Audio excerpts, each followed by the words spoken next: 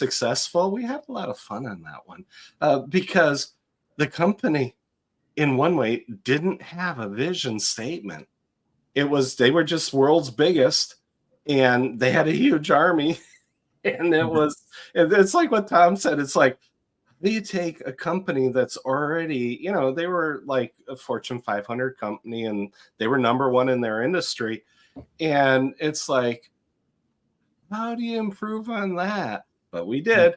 And so we captured this idea of if they don't have a vision, you write the vision as it should be. What did they want to be in 5 years or 10 years? You literally have to do the mental exercise.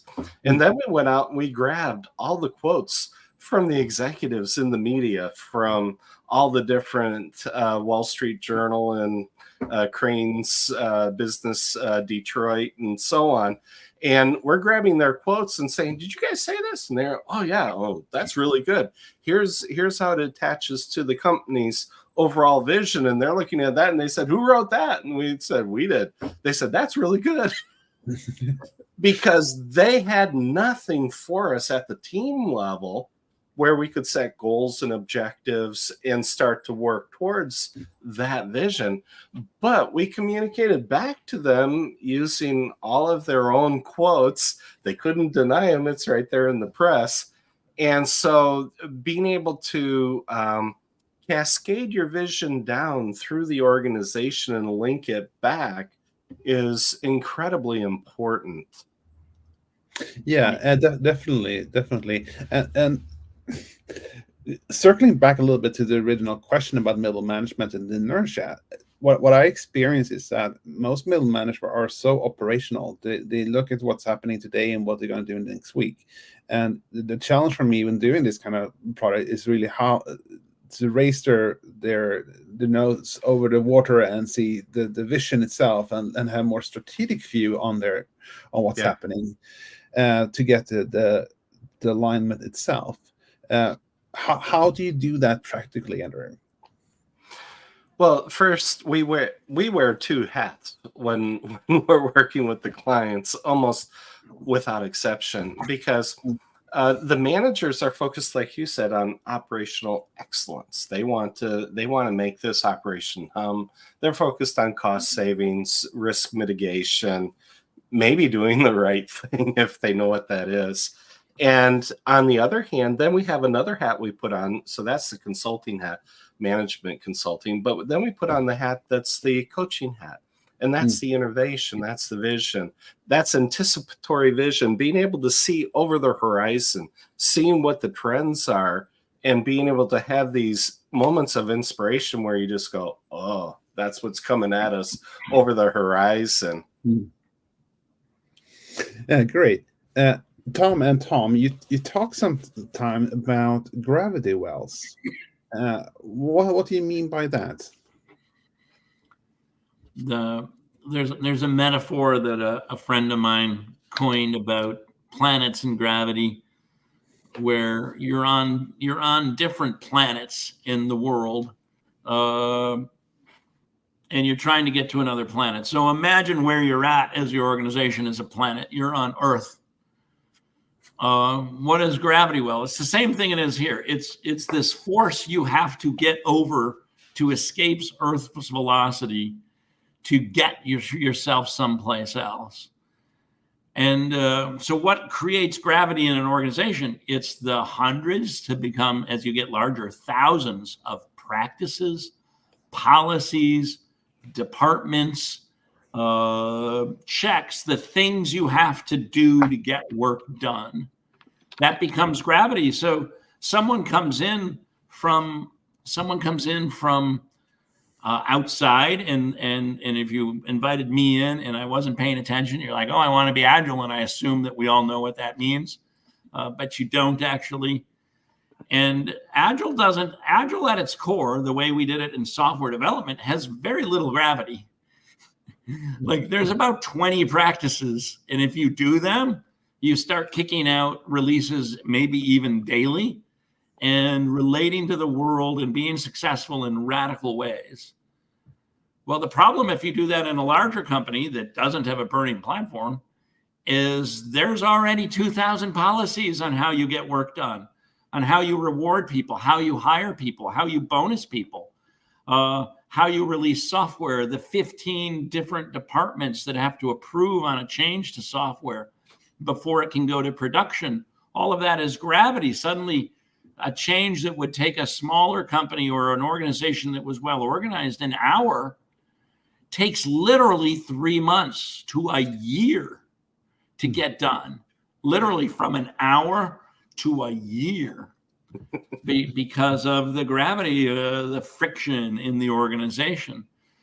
And when you actually study gravity in rocketry, they talk about planets where the gravity is so intense that if a civilization was born on that planet, they may never become spacefaring, because the amount of fuel you need in the rocket to escape the gravity of the planet is too huge.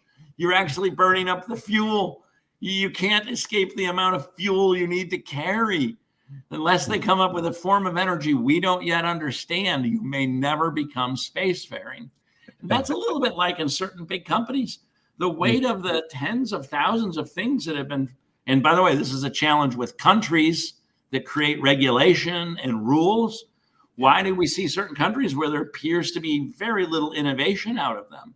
They can't escape the gravity of that country. So this idea of you can create policies and rules and practices that make it so that you can't escape is very real. Tom Benson, is it possible to create an organization or transform organization to less gravity?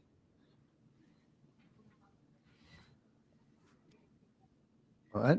I think you start with the gravity you have. You know what I mean? Like what I think now, if you talk about creating an organization from scratch, that really speaks to the intentional culture model that Tom and I have been working on, because we think that once you get past that initial startup phase where you're working with just a small group of people, everybody knows everything that's going on, it's a totally different animal than what you end up with when you start getting 30, 40, 100, 500 people. Then everything changes. And we think that, yes, you can design a culture that is perpetually in motion. So change is baked into the way they operate. And so it's not like, this is like, they're not going to like be married to a list of standard operating procedures that say this is how we do things in that kind of an environment. If that's where you started, and most large corporations did, good luck to you, sir. Well, and anyway, before we go into the culture discussion here, because I think that's going to take a while, let's circle back to Jessica's question here, because I think this is something that we probably have a good answer to. Well, and I think Tom was just actually addressing that question with probably yes. intentional culture, because it has to start at the top, but it can also start bottom up as well. So it should be top down, bottom up at the same time. And I would like to just draw one distinction here. Jessica mentions mission statement, and for me, the vision is far more operationalizable, if that's a word. Then the mission really defines who you are. It's kind of static in a way. It just declares what your role in society is. And whereas vision is a working thing that you are trying to achieve every day. And so that's what you operationalize, in my opinion. Yeah, exactly. And following up on that, and I think you just touched on it perfectly, because vision is what you want to be. That's the inspirational part. Mission is the business that we're in. What are we working with? What's our daily work and role? And so when you're talking about turning the mission statement into something that can be worked with operationally, again, that's going back over to operational excellence. And then, well, that's the business that we're in. That's what we're trying to be. We're trying to be the best at, producing ABC, whatever. The West Point military framework from the 90s, the leadership framework was VSPT. The V is vision, the S is strategy. In the original model, the P and T were projects and tactics. In our version, it's people and tasks. And the line in between the people and the tasks and the vision and strategy represents the disconnect that we have in every organization. And so it's not the mission that we want to operationalize, it's the vision. And so, and being it, we have frameworks for cascading it down. In our 18 mindsets and principles that we have in guerrilla leadership, more than half have vision at their core. And so it's not so much mission, it's there, it's included in culture, because in culture we have vision, mission, purpose at the upper level, and then core values, attitudes, strategies, and then goals and objectives. And so I think that it's a combination of all of these things. And so it's both inspiration and operational. And so it's sort of almost like a dual operating model, if we can put it that way. We would turn it into something that can be operationalized doing that. But in the end, here, what are you talking about with the vision as a starting point, and also culture is intentional culture in some way, which is becoming quite popular as a concept for driving change in organizations. 𝗕𝗿𝗏𝗍, what does this mean? How do you work with intentional culture? Well, you know, my favorite is, of course, understanding where you want to be and go in terms of culture. When we created 𝗏𝗏𝗏𝗏, it's like, hey, we want to create an environment culturally that is fun to work in, where software developers spend most of their time developing software and not attending meetings, where we understand the nature of an estimate as an estimate. And in software, I might estimate something's going to take a day, and it might take 10 minutes. And I might estimate that something's going to take a day, and it might take 3 months. And that's literally the reality of software. And so you appreciate and you understand that. How do we deal with that? How do we operationalize it? And I think all of us do this, but I use this key word. We turn the work into ceremony.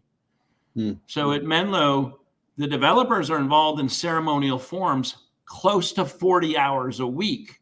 We turned everything into ceremony. And so what is ceremony?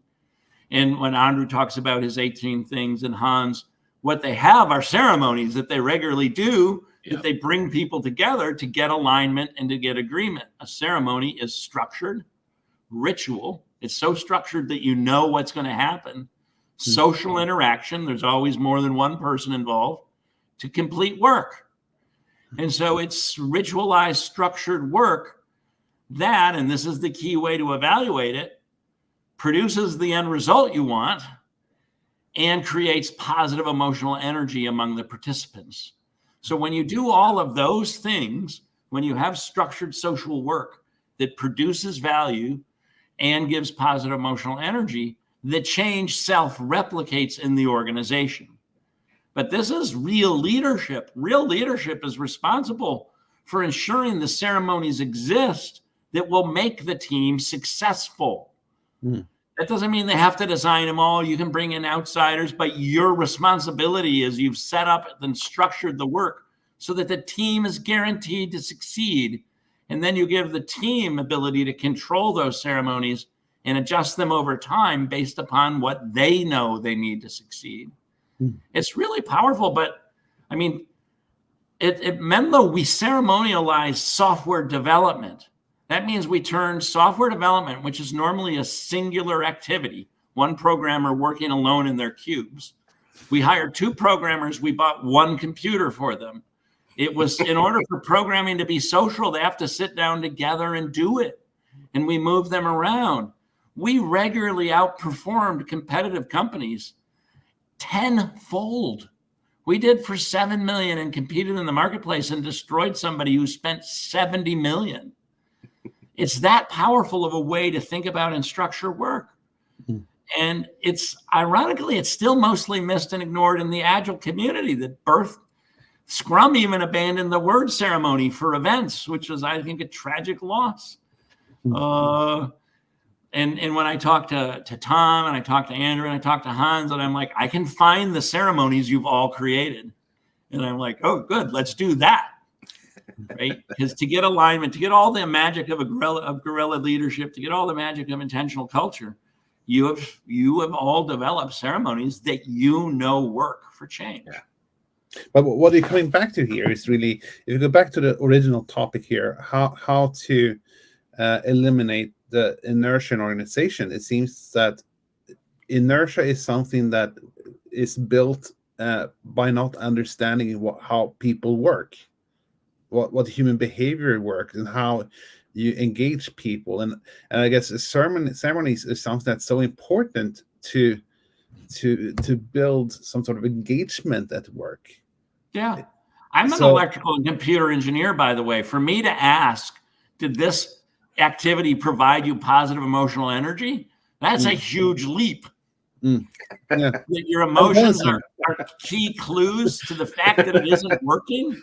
and that we should Yeah. listen to those. This is a Yeah. big leap. I mean, you all maybe, Tom's an artist, so he was there, I'm sure, like a decade or two before I was.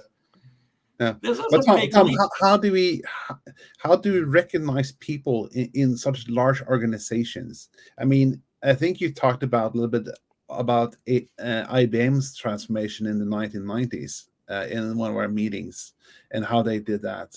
Was that about recognizing people and people behavior? Or intentional culture? I can't really say, what, like, internally, what some of those drivers were. I just, like, observed a company that had been traditionally selling these huge mainframes, and they were dealing with C-level executives in large corporations, and they were dealing with these massive projects. And as the microcomputers started to invade more and more of their territory, their first reaction was to get into the microcomputer business. And they chose, Tom and I were just talking about this morning, they chose basically an open source path. They licensed their operating system from a third-party company. They could have built their own. They certainly had done it several times before. But they chose to go with an open source path, and that choice eventually started eating their lunch, because all these companies were making cheap microcomputers, and they were left with no business, basically. So we were talking earlier about Fitness Peaks, that the environment, fell out from under them. And what they had is they had this huge group of software developers and people that could execute projects. And since they had committed to open source already, I think they just followed the path that they had started on. They are, a lot of people don't know this, but IBM is by far and away the largest contributor to Linux. Like, Linux would be probably nothing today without IBM. And what most people probably also don't know is that Linux powers a huge percentage of the platforms that we use, like Netflix and Spotify. Those guys are all running, at least today. AI, might take over soon, but today those are all Linux-based operating systems. And since we have a Finnish guy, wasn't he Finnish? Yes. Linux. Yes. Yeah, that would be correct. Linus 𝗖𝗶𝗶𝗵𝗁𝗃. Yeah. Yes, We used to talk about, should we call it Linux or Linux? Yeah, definitely. But yes, having a Finn here, well, we have one other great example here about companies a little bit failing to do the digital transformation. That's Nokia. What can we learn about that? It's the reverse example of IBM. Now, Nokia actually did an IBM and reinvented themselves. Most people probably don't know that Nokia started out as a rubber boot and tire company for automobiles and trucks. They made tires. And so to switch over to electronics, that was a bold move. That was creative destruction, which birthed an entire industry, and Nokia became the #1 brand by the mid-2000s. Now, and I love Tom's observation about open source, because that was a hot topic, because Nokia had their own operating system, Symbian. And I worked at Nokia, so I have to do full disclosure. I'm no longer under an NDA. It's a couple decades ago, so I can spill all the dirt. And but what people don't know is that Nokia had a touchscreen phone production ready in 2004. And the executives chose not to take it to production because they said nobody's going to want a phone in their pocket with a glass screen. But isn't so when iPhone came there in 2006, I think it had better performance, better battery lifetime, and probably a little bit. I mean, it outperformed the iPhone in every single dimension except 2000, usability. yeah, in 2007, I worked for Nokia, Siemens, and then Frugo, which was a platform startup, and where the board of Nokia was investing in a startup. And so a bunch of executives dragged me into the room, and they said, "Hey, Andrew, what do you think about the new iPhone?" I don't know. And they said, it's well, you're American, you tell us what you think. And so I drew 3 lines up on the board with a 1, a 10, and a 100. And I said, well, this first one might sell 1 million units. The second version that they put out will probably sell 10 million. At the third version that they put into production, they'll do 100 million units, and you guys are dead. And the executives started laughing at me, and one of them just, "Oh, Andrew, we sell 462 million handsets a year. We own Asia, Europe, and Africa. We don't care what the guys in California are doing." They used much more colorful language than that. 2 years later, I get an email from the head of marketing that was in that meeting, and he goes, "Hey, Andrew, you were right." I said, "Yeah." I said, "It didn't make any difference. No one listened." And so they end up, he goes, "Well, can I send this over to this executive over here?" And I said, "Yeah, go ahead." And so he did. But looking at, if you go back to a little bit of the discussion here about alignment and people management and other things, the gravity wells and so on, how was that in Nokia? Or a vision? Did they have a clear vision of where they're going? Did they engage people? Did they have alignment? Or what? Well, what did they miss? They had a lot of innovation. They did a Kodak. Kodak had the digital camera in their hand in the 70s and never put it out there. And so Kodak went down because their main business was film. And so Nokia didn't understand that they needed to reinvent themselves. And so even though the team came up with the innovation, there wasn't that alignment going upstream where they could say, "Hey, this is a really good idea. Maybe let's put fresh eyes on it, and let's see if this is a path that we should go." Problem was Nokia was still trying to use their original operating system that they had for the old-fashioned handsets for the touch screen, and it wasn't going well. And so they would have been extremely smart to have adopted an open source approach and gone a different path. But the friction and the alignment was there. They had some alignment, but their vision about where they needed to go versus where the market was going to go, those were completely out of alignment. And that's why Nokia ended up selling its handset division to Motorola, I think. Something like that. We get a new question here. I have a question for the panelists. I'd love to hear an answer from each, if possible, in your experience. What's one of the first things that clients who start to see other side of change, or what barriers to change they have? Tom Meadows, do you want to, or Tom Bellinson, do you want to answer? I didn't get a chance to read the rest of the question before you got rid of it there. So let me. What's a common early breakthrough that turns into momentum towards change? Success. That, I think one of the Agile founders, it might have been Kent Beck.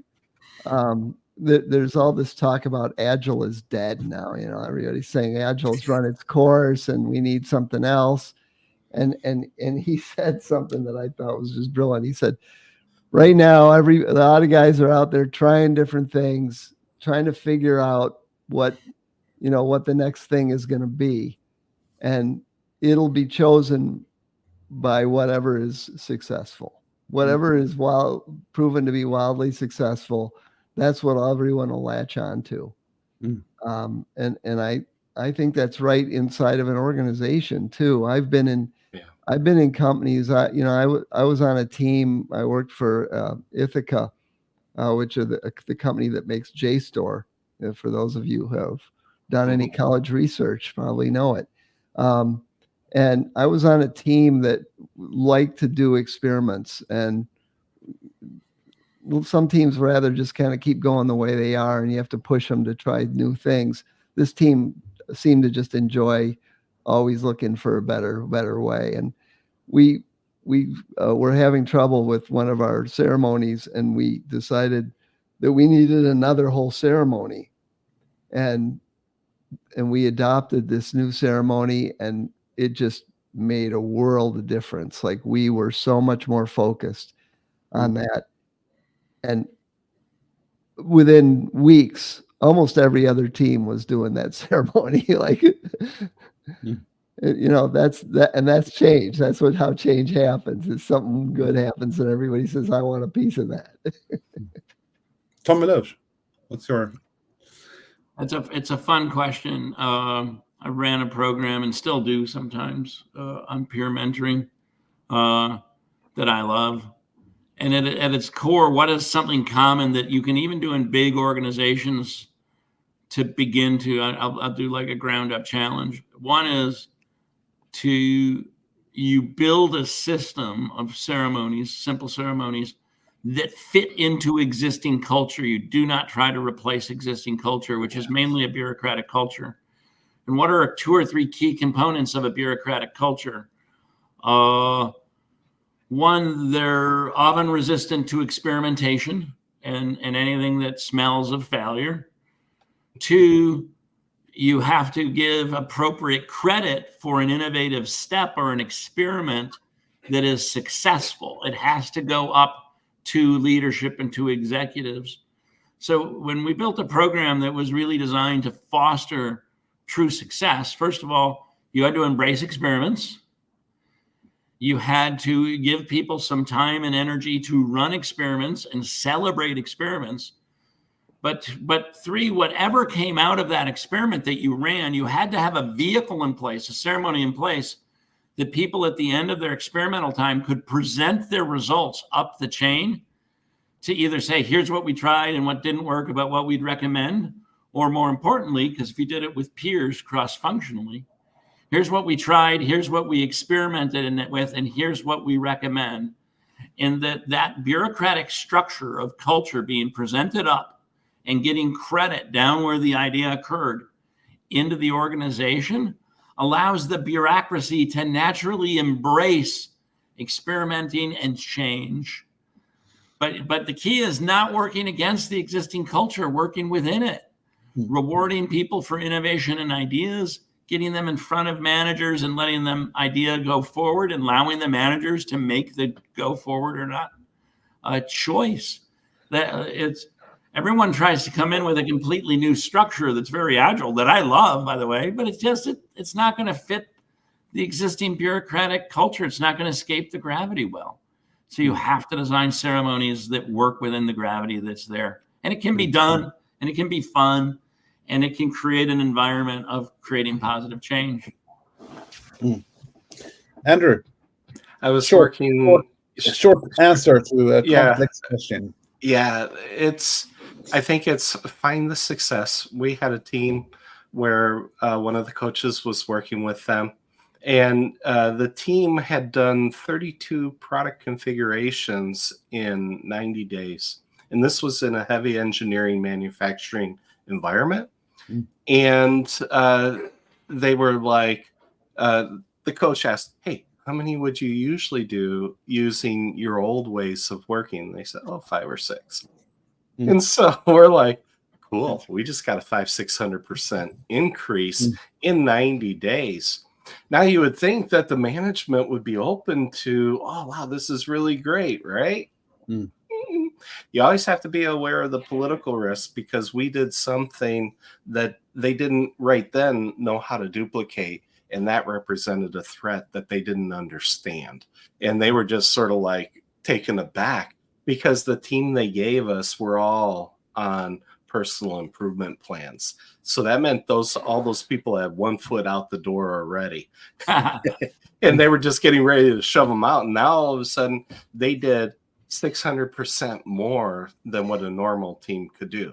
So it's always good to show the successes early and then figure out how to surf the politics so that you can keep the momentum going.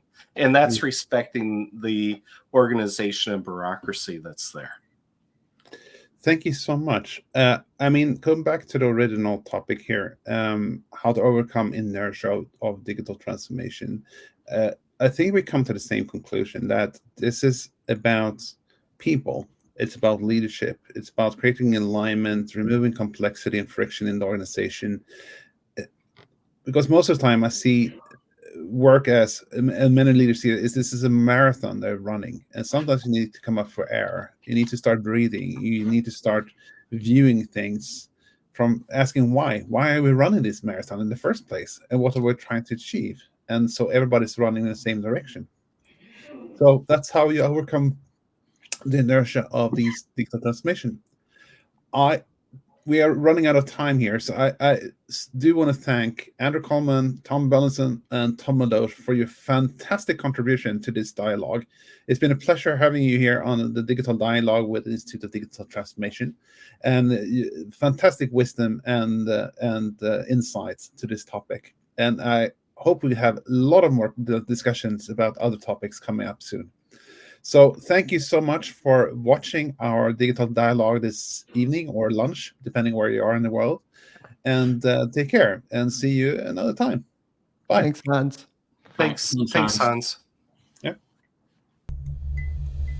Thank you for joining our Digital Dialogue. Be sure to join our next Digital Dialogue on the 1st and 3rd Tuesdays of every month.